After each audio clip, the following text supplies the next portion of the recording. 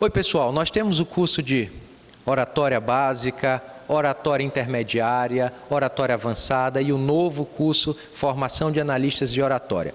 A intenção é fazer com que o aluno ou o participante compreenda as principais técnicas e reflexões para que ele chegue a intervir por meio desse conhecimento que vai da oratória básica à oratória avançada. Assim ele estará habilitado para ser um palestrante, para fazer o seu nome junto às pessoas as quais estarão lhe ouvindo e também a intervir, fazer treinamentos, fazer atendimentos individuais. E aí, nesse curso, que nós não temos apenas o curso de oratória, nós temos o curso também de técnicas de negociação, nós temos o curso de planejamento pessoal, de uma forma muito eficiente e esclarecedora, transformando o planejamento como algo totalmente possível a partir das virtudes, dos pontos fracos, dos pontos fortes, observando as oportunidades e as possíveis ameaças em relação ao ambiente. E assim, ao que se refere ao curso de oratória, nós temos uma compreensão de que oratória ela é muito mais do que apenas falar.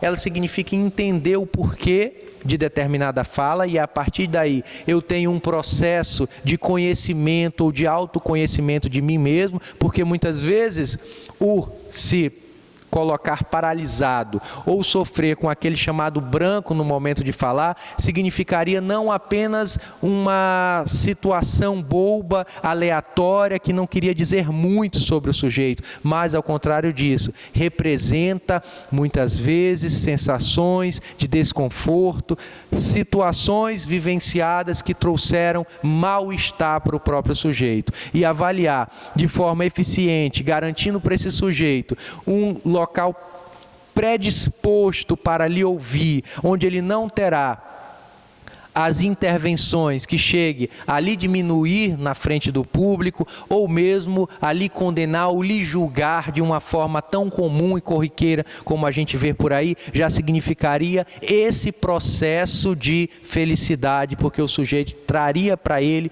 uma superação dessas falas amordaçadas que estão relacionadas com vivências desconfortáveis que ele já teve na sua trajetória como pessoa, como sujeito, como pai de família, como filho, como funcionário, como empreendedor e por aí vai. E assim, a gente observa a oratória primeiro por meio desse autoconhecimento. Eu tenho que me conhecer. Eu tenho que saber quais são os meus pontos fortes, meus pontos fracos, aquilo que eu tenho que melhorar e o porquê de não conseguir falar, que é algo tão natural. A gente nem fala em ensinar a falar, porque todos nós já com 18, 20 anos de idade, 15 anos de idade, já sabemos falar muito bem. O que faz com que a gente paralise essa fala? O que faz com que a gente não consiga concatenar as ideias, não consiga expressar a melhor ideia possível para que a gente possa ser convincente naquilo que a gente deseja.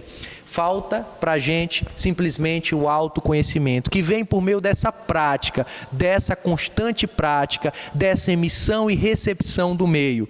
E nós, no curso de oratória, possibilitaremos isso para você. O outro aspecto é a respeito da comunicação não verbal, são gestos, são todos os gestos maiores, como iniciar a tua fala, como diminuir as resistências, como iniciar a comunicação sendo assertivo. O que é ser assertivo? É não perder para o ambiente, nem tampouco desvalorizar o ambiente em relação ao teu poder. É você conseguir uma equidade, é você conseguir uma autonomia sem precisar desvalorizar o outro. Isso é ser assertivo. E os teus gestos, eles podem, muitas vezes a gente chega a diagnosticar que alguns gestos, quando não utilizados da forma possível para o contexto, eles estarão produzindo determinados contrassignificados em relação àquilo que é esperado de ti. Então, como iniciar a gesticulação? Como aumentar o teu poder de assertividade, de compreensão, como estar aberto para o ambiente, como interpretar se o teu público está aberto, se o teu público é resistente àquilo que tu diz, e como produzir significados por meio dos gestos que possam diminuir essas possíveis resistências. Depois, como elemento 3, nós temos os microgestos. Os microgestos, por muito tempo, não foram ou não tiveram a importância adequada na peça oratória. São os pequenos gestos que muitas vezes passam despercebidos, um prurido, uma coceira aqui no pescoço, uma respiração ofegante, uma voz meia trêmula, mais rouca, um desvio do olhar, o franzir da testa, o coçar a testa, o piscar excessivo, o passar a mão nos olhos, no ouvido, todos esses elementos, o apontar dos dedos, o afrouxar desses próprios dedos, o que esses gestos combinados expressam a respeito da verdadeira intenção do teu interlocutor. Esses elementos a gente tem que analisar, e é isso que tu deve prestar atenção, porque às vezes a tua comunicação pode estar sendo contraditória, paradoxal. Você deseja uma coisa, mas se expressa de outra forma, e de uma ordem tanto consciente quanto inconsciente. Você estaria reforçando a resistência do teu ouvinte em relação àquilo que você deseja. Compreender os microgestos também faz parte das nossas obrigatoriedades no treinamento de formação de analistas de oratória e de oratória.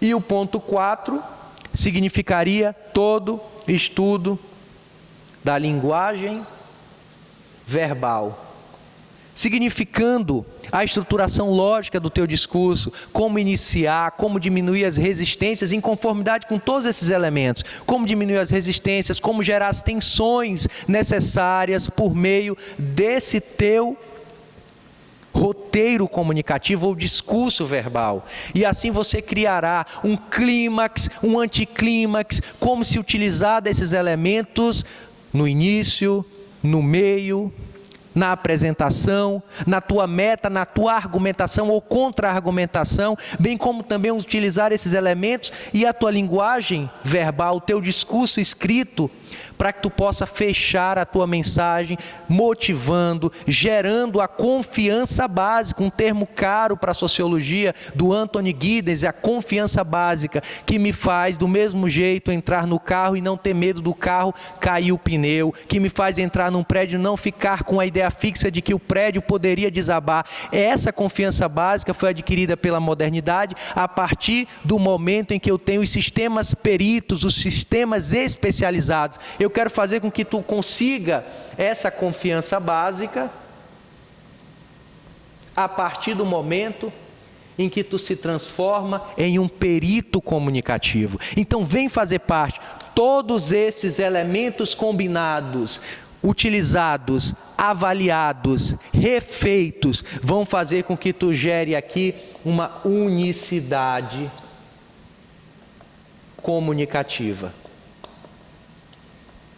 Talvez seja essa a ferramenta que te falta para que tu possa ser mais feliz, para que tu possa ganhar mais, para que tu possa passar naquele concurso, para que tu possa vender mais o teu serviço, o teu produto, a tua imagem, para que tu possa motivar pessoas e que dessa forma você consiga aquele objetivo, aquele sonho que tu guarda no coração.